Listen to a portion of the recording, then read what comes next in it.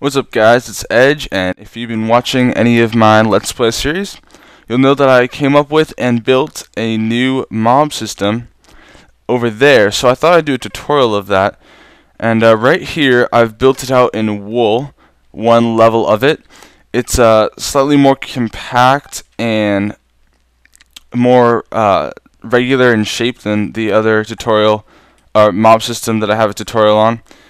So here you'll see the purple is just simply the walls that will go on the outside.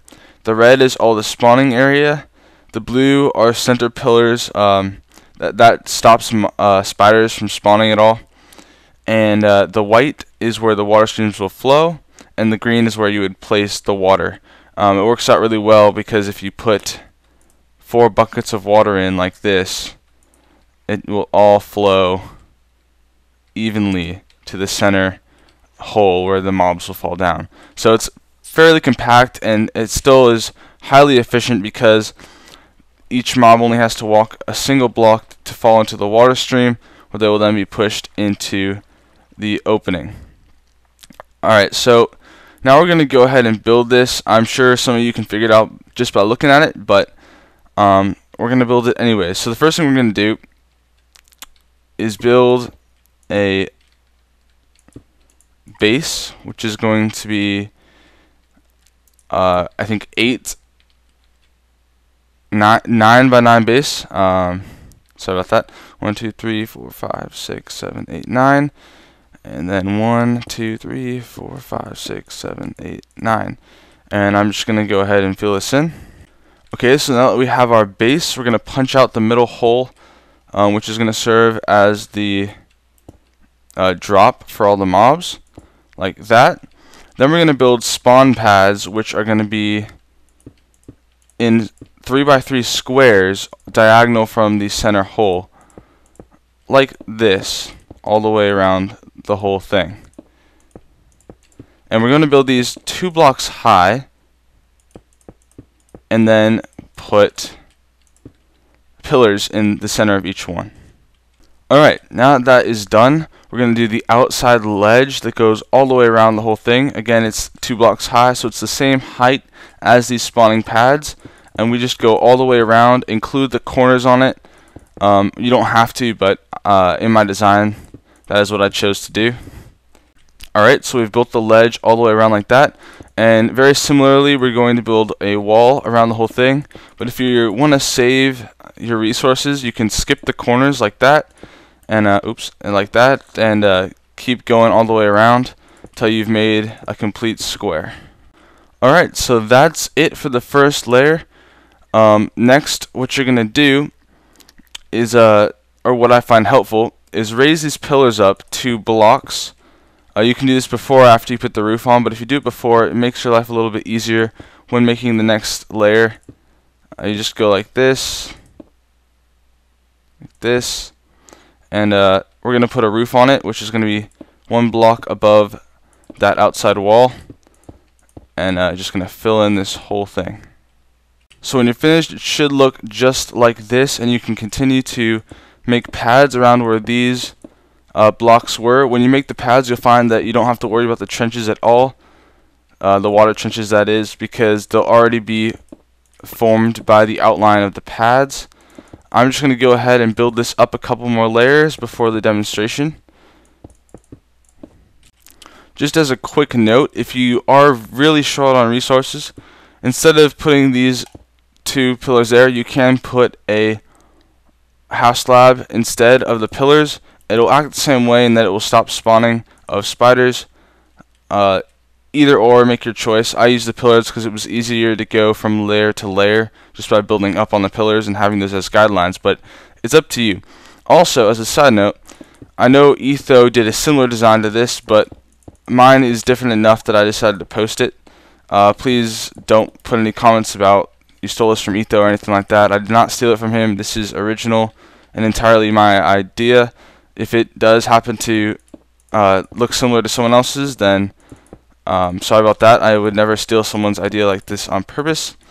Also, I want to explain a little bit of why this compact design is so efficient, and that is that after 1.2.3, Mojang made it so that there is an idle timer built into the workings of the mobs, so that if they are left alone over 32 blocks away, after a certain number of seconds, they will stop moving and will remain where they are.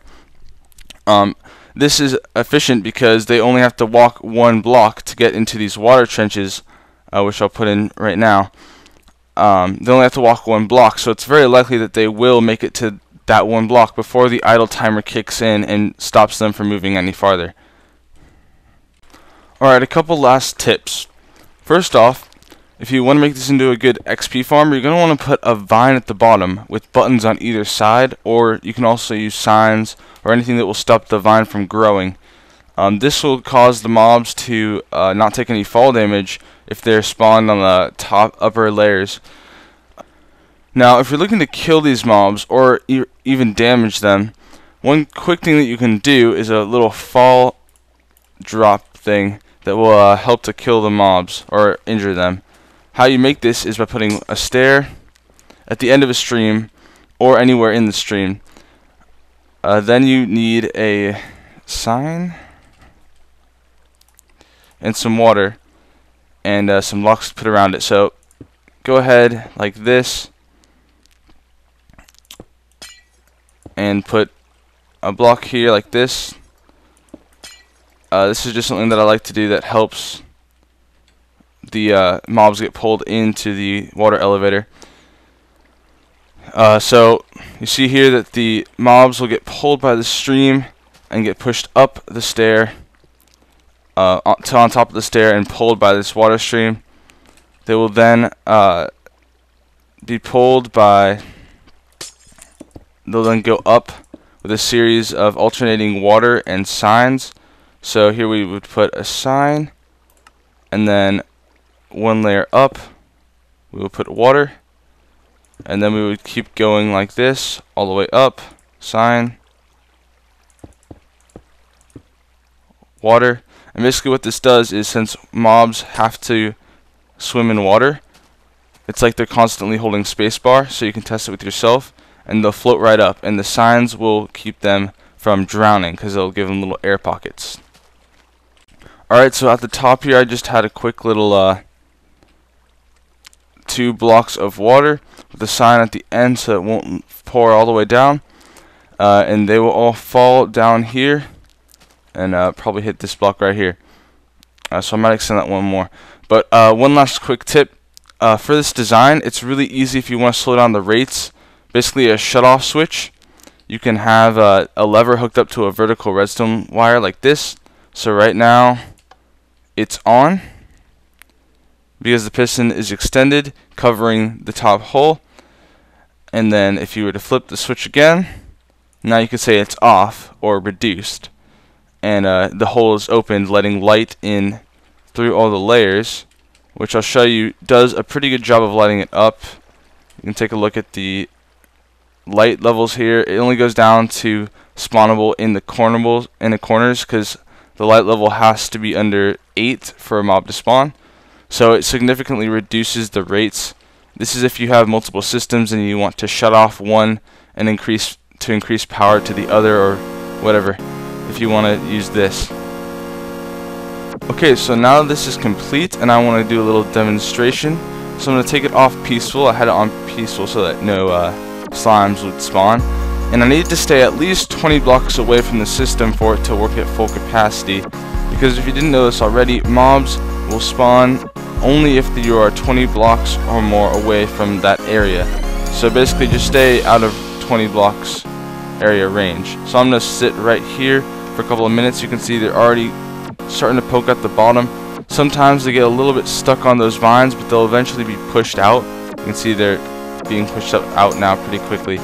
So yeah, I'm going to sit here for a little bit, let the rates go up to full capacity, and then I'll come back.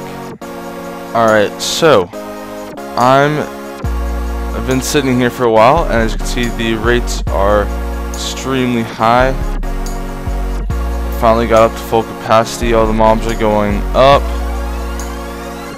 looking good. So yeah, thank you guys for watching. This is going to be the end of the tutorial. If you like this tutorial and want to see more, please subscribe, and if you have any questions or comments, leave those down below. There should be a link at the end of the video for more of my content if you're interested. I encourage you to go check that out. Anyways, I'll see you guys in the next one.